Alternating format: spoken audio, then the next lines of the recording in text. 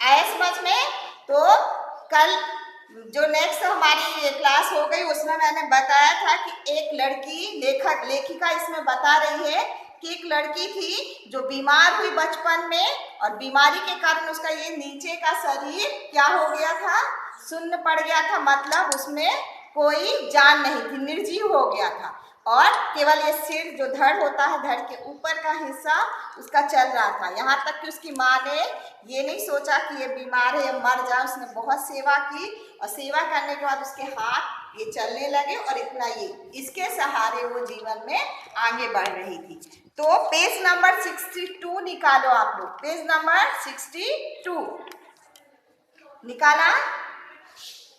ठीक है, यहाँ तक मैंने आपको बता दिया था कि लास्ट देखो पैराग्राफ फिर से एक बार बता रही, मैडम मैं चाहती हूँ कि कोई मुझे सामान्य सा सहारा भी ना दे। यहाँ पे लेखिका से कहती है चंद्रा कि मैं नहीं चाहती कि कोई मुझे सहारा दे, कोई, मैं अपंग हूँ या पाहिज हूँ या कुछ भी हूँ, तो कोई मुझ पे हंसे भी नहीं और मुझ पे क्या है, सहारा भी ना दे।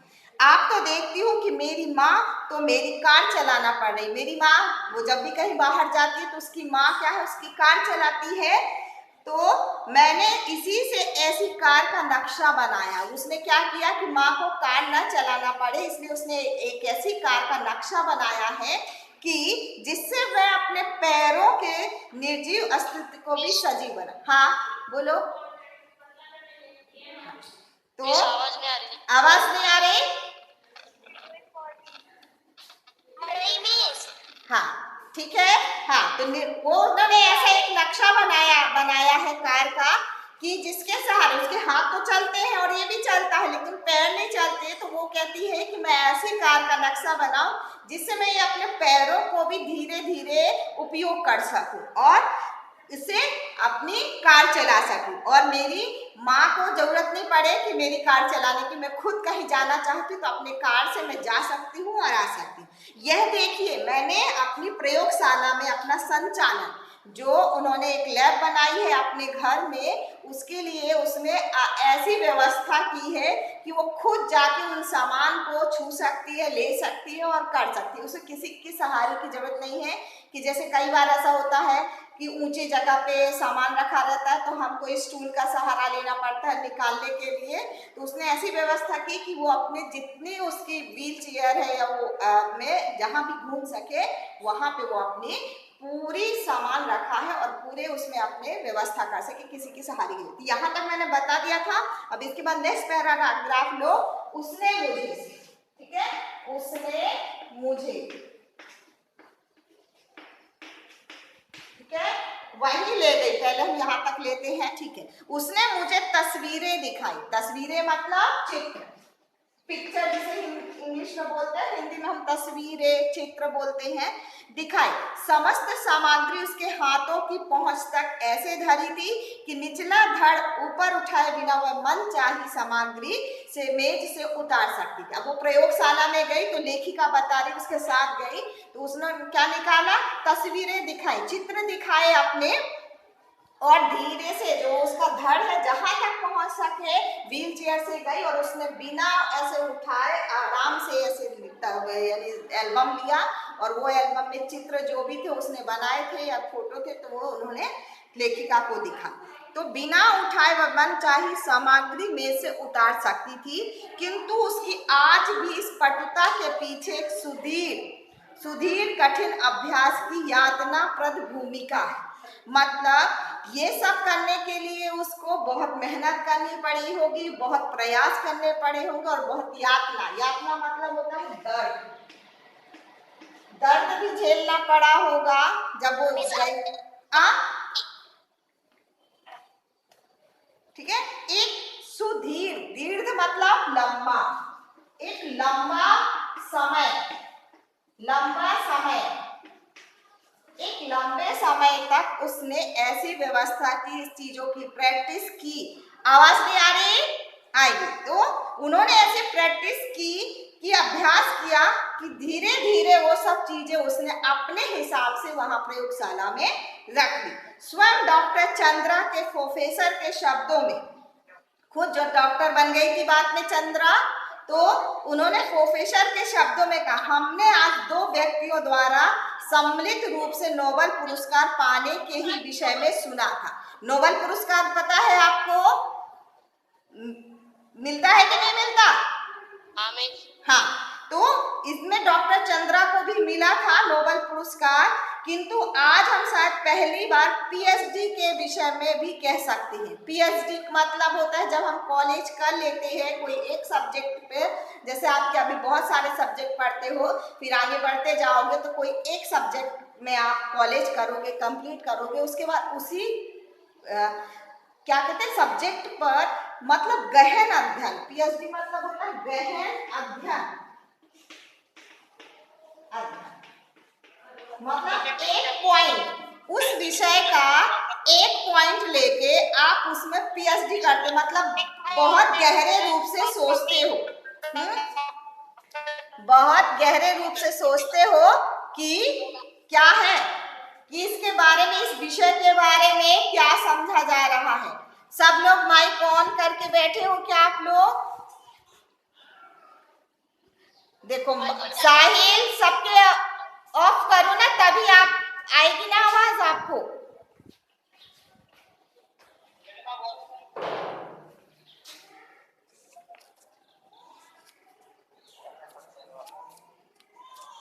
ठीक, उनको मिलनी चाहिए, ठीक है। हाँ, इसके बाद है, देखा जाए तो डॉक्टर चंद्रा उनकी अद्भुत साहसी जननी श्रीमती टी सुब्रमण्यम को, अब ये किसको मिलनी चाहिए? कोई कोई तो पढ़ाई करके ही डायरेक्ट की उपाधि मिलता है, पीएचडी मिलती है, लेकिन यहाँ पर डॉक्टर चंद्रा के बारे में कहा जा रहा है कि डॉक्टर चंद्रा के पीछे उनकी माँ की मेहनत थी, तो माँ को मिलनी चाहिए। जननी मतलब माँ, जननी क्या होता है? माँ। देखिए यहाँ पे लिखा है डॉक्टर चंद्रा उनकी अद्भुत साहसी, अद्भुत मतलब आश्चर्यचकित, और साहसी जननी श्रीमती टी सुब्रमण्यम को।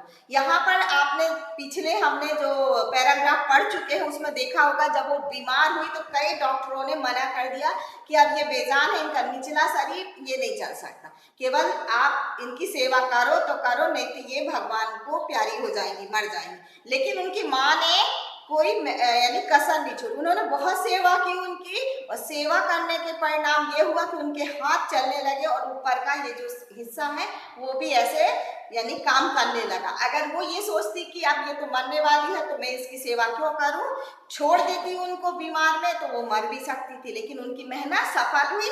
इसीलिए कह रही डॉक्टर चंद्रा कि अगर ये नोबेल पुरस्कार या कोई पुरस्कार है अगर दिया जाता तो डायरेक्ट उनको दिया जाए, उनकी माँ को। 25 वर्ष तक असूर महिला ने पुत्री के साथ साथ कैसी कठिन साधना की, और इस साधना का दुखद अंत भी हुआ। अब यहाँ पे देखो 25 वर्ष हो गए, 25 साल तक उन्होंने अपनी बच्चे की किस तरह कठिन तपस्या की या साधना की, और किस तरह इस साधना का अंत हुआ, तो ये हम पढ़ेंगे, अभी नीचे आएगा। 1976 में जब डॉक्टर चंद्रा को डायरेक्ट मिली माइक्रोबायोलॉजी में, माइक्रोबायोलॉजी में उन्होंने किया था विषय में, तो उसमें डायरेक्टर की उपाधि मिली उन्हें अपंग स्त्री पुरुषों में, क्योंकि अपंग मतलब जो जिनका कोई एक अंग खराब है। अपंग किसे कहेंगे? जिसका कोई एक अंग खराब है, अंग खराब मतलब शरीर का कोई ना कोई एक हिस्सा खराब होता है, उसको हम क्या बोलते हैं? अपंग बोलते हैं। क्या बोलते हैं? अपंग। ठीक है। हाँ, तो इस विषय में डायरेक्टर पाने वाली डॉक्टर चंद्रा प्रथम भारतीय थी। जो ये हमारी डॉक्टर चंद्रा है वो प्रथम भारतीय थी जो अपंग की श्रेणी में पहली बार डायरेक्टर की उपाधि इन्हें मिली। जब इन्हें सामान्य ज्वर के चौथे दिन पक्षाघात हुआ। पक्षाघात मतलब होता है पैरालाइज होते ना, पैरालाइज बोलते हैं, पैरालिसिस बोलते हैं कि उसको पैरालिसिस हो गया, अपंग हो गया, यानी उसको तो हिंदी में उसको क्या बोलते हैं? पक्षाघात बोलते हैं। क्या बोलते हैं? पक्षाघात हिंदी में बोलते हैं, इंग्लिश में हम पैरालिसिस बोलते हैं कि वो पैरालिसिस हो गया है, उसका अंग खराब हो गया, वो काम नहीं कर रहा है। तो जब सिंपल ऐसे किसी को उसको बुखार आया और बुखार के चौथे दिन उनको पक्षाघात हुआ तो गर्दन के नीचे का इसका सर्वांग अचल हो गया। अचल मतलब जो चल नहीं सकता। अचल मीन्स जो चल नहीं सकता, जो चल नहीं सकता। अब यहाँ पे आपने देखा होगा कि एक वाक्यांशों के लिए एक शब्द में आंसर आ रहा है। जैसे आपको देखते हैं ना, जो चल नहीं सकता उसको क्या बोलते हैं? अचल। और जिसका कोई एक भाग काम नहीं कर रहा हो उसको क्या बोलते हैं? अपंग बोलते हैं। तो यहाँ पर उनका क्या हुआ? चौथे दिन पैरालाइज हुआ तो नीचे का जो हिस्सा पूरा अचल हो गया, बेजान हो गया।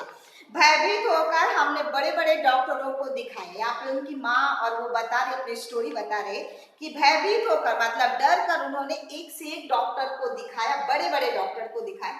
सबने एक स्वर में कहा, क्या कहा? सबने एक ही जवाब दिया कि आप पैसा व्यर्थ बर्बाद मत कीजिए, आप पैसा बर्बाद मत कीजिए क्योंकि इसमें कोई जान नहीं आना। आपकी पुत्री जीवन भर केवल गर्दन ही हिला पाएगी। जीवन भर क्या कर पाएगी? सिर्फ ये गर्दन हिला पाएगी, नीचे का हिस्सा पूरा बेजान हो गया है, व्यर्थ हो गया है। संसार की कोई भी शक्ति से रोग मुक्त नहीं कर सकती। संसार की ऐसी कोई भी शक्ति नहीं है। डॉक्टर तो है ही है, डॉक्टर के बाद क्या होता है? भगवान होता है। तो ये वहां पे डॉक्टर लोगों ने कह दिया कि संसार की कोई भी ऐसी शक्ति नहीं है कि इसको ठीक कर सके। तो आप पैसा मत बर्बाद कीजिए क्योंकि ये पैसा तो लगता ही है। हम जब ट्रीटमेंट करवाने जाते हैं या कहीं कुछ भी जाते हैं तो पैसा लगता ही है। सहसा श्रीमती सुब्रमण्यम का कंठ अवरुद्ध हो गया। अवरुद्ध मतलब गला भर जाना या गला भर जाना। उन्हें लगा कि अब ये सब लोगों ने मना कर दिया तो मेरी पुत्री क्या ऐसी रहेगी क्या, मेरी बेटी? तो फिर मैं धीमे स्वर में मुझे बताने लगी कि मेरे गर्भ में तब इसका भाई आ गया था। फिर जब डॉक्टर चंद्रा थी तो उनकी मम्मी बता रही हैं कि जब इस तरह की प्रॉब्लम हुई उस समय वो उनके पेट में उनका भाई आ चुका था। तो इसके भयानक अभिशाप के बावजूद मैंने कभी विधाता से यह नहीं कहा कि हे प्रभु इसे उठा लो। अभिशाप मतलब होता है श्राप देना, या कुछ कहते हैं ना कि हमने ऐसा क्या पाप किया कि भगवान ने हमको ये श्राप दे दिया है। तो इस अभिशाप के कारण उन्होंने ये नहीं कहा इस लड़की को, जो मेरी पुत्री है, इसको उठा लो। विधाता मतलब भगवान से ये नहीं कहा, वो उनके प्रयास में लगी रही कि मेरी बेटी अच्छी हो जाए। प्रभु इसे उठा लो, इसके जीवन से तो मौत भली है। अब आपने देखा होगा कि जो काट नहीं पाता, कुछ अपने हाथ से कर नहीं पाता, केवल हमारे भरोसे रहता है, तो कई लोग बात सोचने लगते हैं कि ऐसा अच्छा है ये मर जाए और भगवान के पास चला जाए, हम इसकी सेवा नहीं कर सकते। लेकिन यहाँ पर उसकी माँ ने ये नहीं बोला, केवल निरंतर इनके जीवन की वो भीख मांगती रही, भीख मांगती रही, केवल भगवान से भीख मांगती रही कि मेरी पुत्री जीवित रहे और अच्छे से रहे।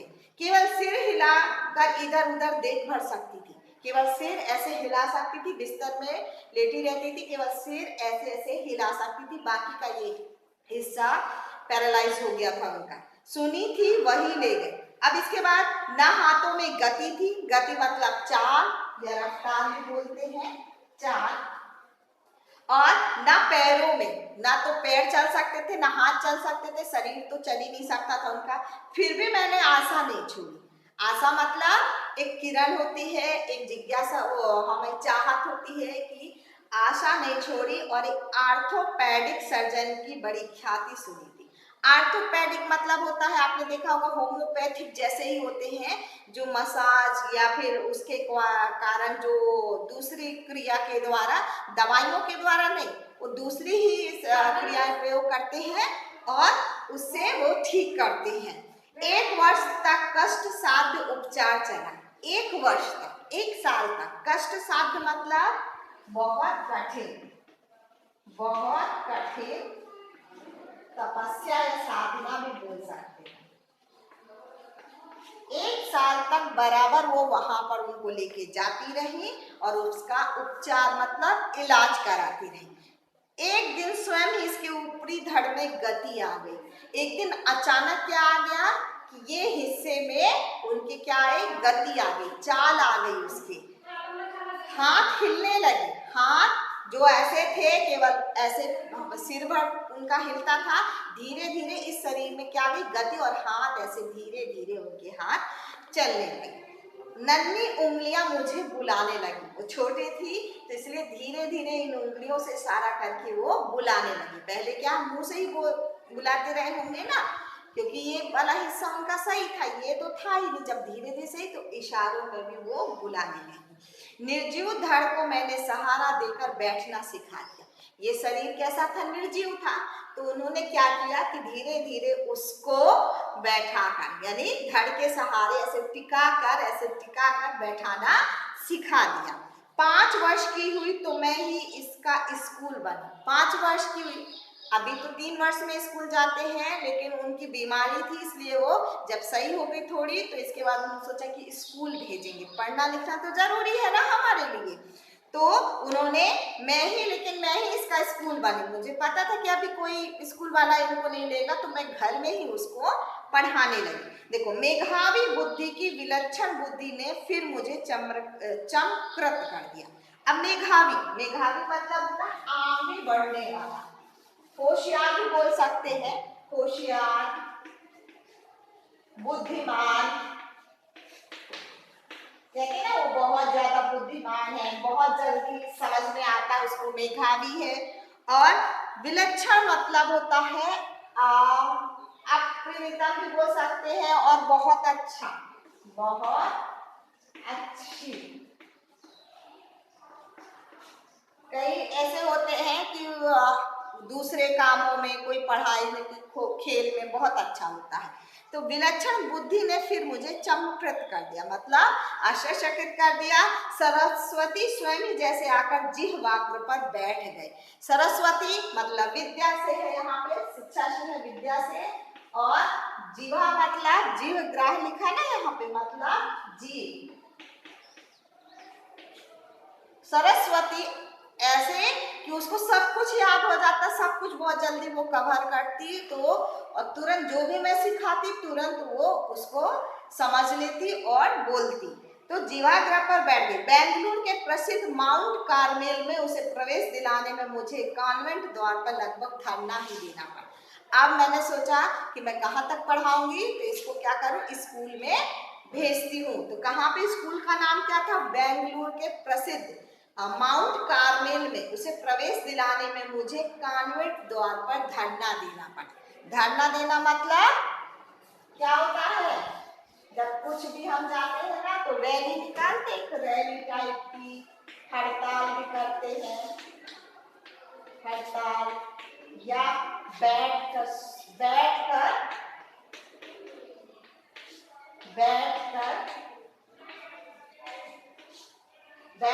अपनी बात मनना, अपनी बातों को मनना,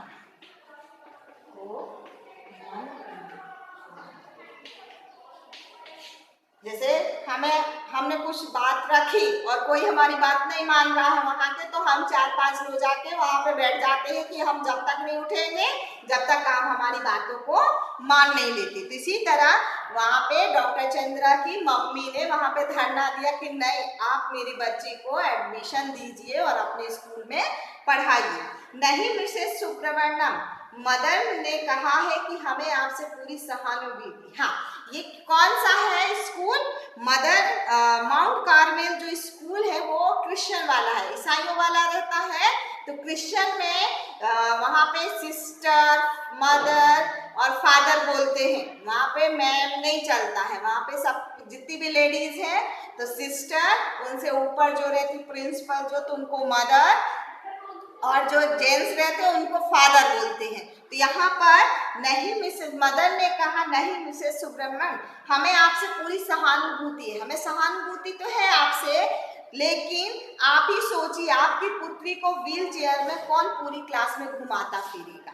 अब क्लासेस रहती है, एक क्लास इधर की, एक क्लास उधर की, तो आपको जाना पड़ेगा ना उसको लेके जाने के लिए। जैसे आप लोग भी जाते हो खाना खाते हो तो जाते ना हाथ धोने, हैंड वॉश करने जाते हो, फिर इसके बाद है खेलने भी जाते हो, फिर कंप्यूटर क्लासेस जाते हो तो दूसरे रूम में जाना पड़ता है। तो इस तरह वो कहते हैं कि आपकी बच्ची को कौन लेके जाएगा, तो इसीलिए हम आपको नहीं दे सकते कि आप यहाँ पे आपकी बच्ची पढ़े, एडमिशन नहीं दे सकते। तो आप चिंता ना करें मदर, मैं हमेशा उसके साथ रहूंगी।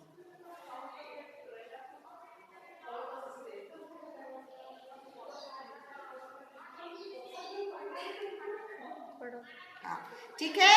तो यहाँ पर वो कहती है कि मैं, मदर उसकी कहती है, डॉक्टर चंद्रा की मम्मी कहती है आप चिंता मत करें, आप एडमिशन दीजिए मेरी बच्ची को, मैं उसके साथ हमेशा रहूंगी और इधर से उधर जहां भी लेके जाना मैं उसकी व्हील चेयर घुमाती फिरूंगी, ठीक है।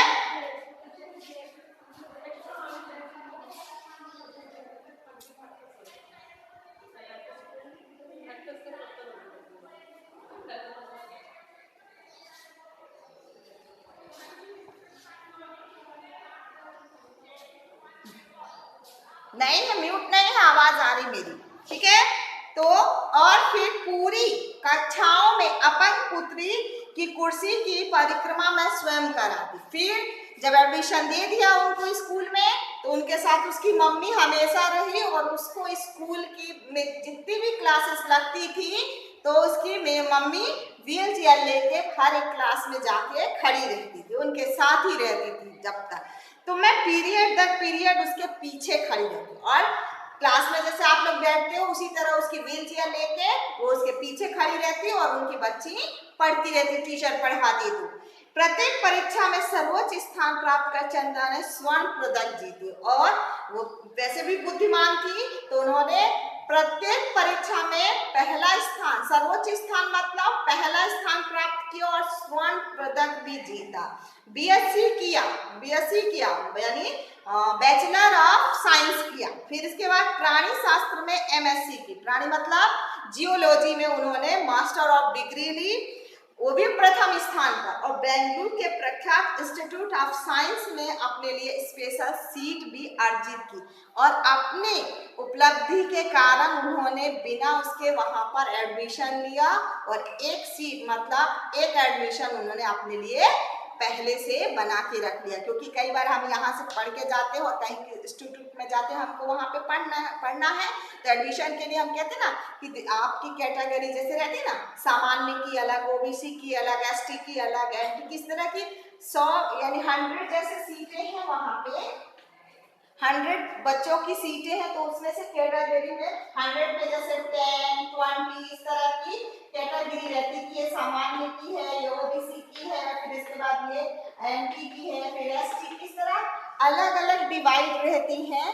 तो उन्होंने इनमें से एक सीट अपनी उपलब्धि के कारण पहले से अर्जित कर ली। मतलब वहां पे उसको ये नहीं बोलना पड़ा कि माँ उसके साथ रहेगी, वो उनको तो देना ही पड़ेगा, ठीक है।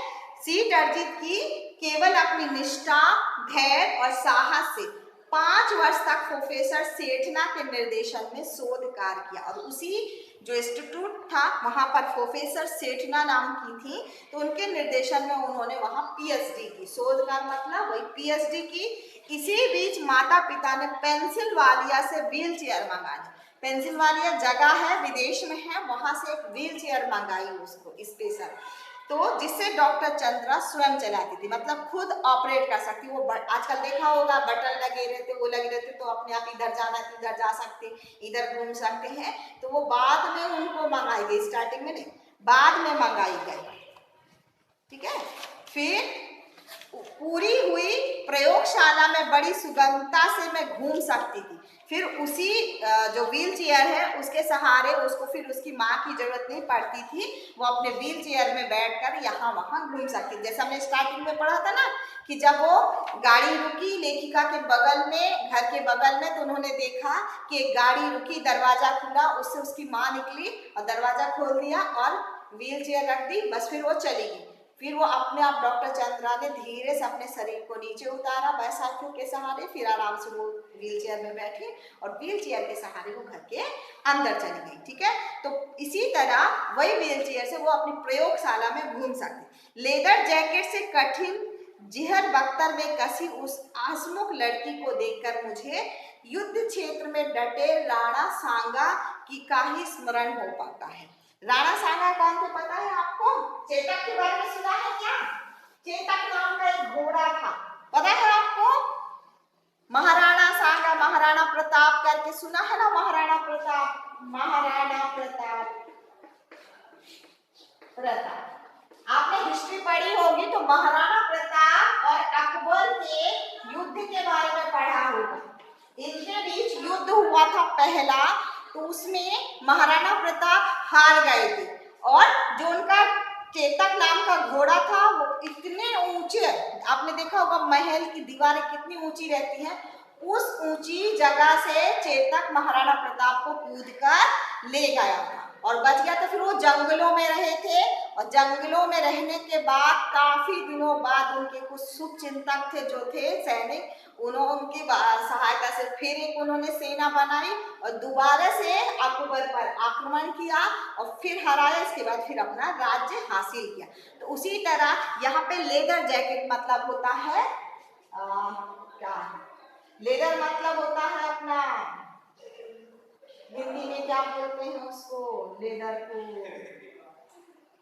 याद नाम नहीं आ रहा मुझे, सॉरी याद नहीं आ रहा। लेदर जैकेट जो होती है आपने पहनी होगी, तो उसी जैकेट में वो जकड़ी रहती थी, मतलब वो हमेशा लेदर जैकेट पहने रहती थी। जीहर बख्तर मतलब यहाँ से चैन लगी हुई, वो कसी हुई हंसमुख लड़की, हमेशा हंसती रहती थी। ठीक है, तो युद्ध क्षेत्र में डटे राणा सांगा का ही स्मरण हुआ था। तो छत वित्तित शरीर में असंख्य घाव आभा मंडित भव्य मुद्रा, मतलब जब महाराणा प्रताप और अकबर का जब युद्ध हुआ तो उससे क्या हुआ, वो घायल भी हुए, उनके शरीर में घाव भी हुए, लेकिन फिर भी उनके जो मुख में एक आभा थी। ठीक है, तो आज तक हम यही पढ़ेंगे, इसके बाद है नेक्स्ट पीरियड में यहाँ नहीं, तो निशान लगा लो, भव्य मुद्रा तक निशान लगा लो। इसके बाद फिर जो हम नेक्स्ट पीरियड होगा तो उसमें मैं थर्ड लूंगी। ठीक है, तो यहाँ पर आप होमवर्क लिख लो, फिर मैं आपको दे होमवर्क है इस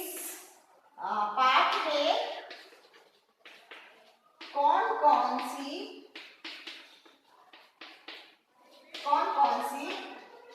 शिक्षा का वर्णन किया गया है। ठीक है, शिक्षा मतलब BSc करी, MSc करी, जो भी किया वो आपको यहाँ पे आंसर देना। ठीक है, थैंक यू बच्चों।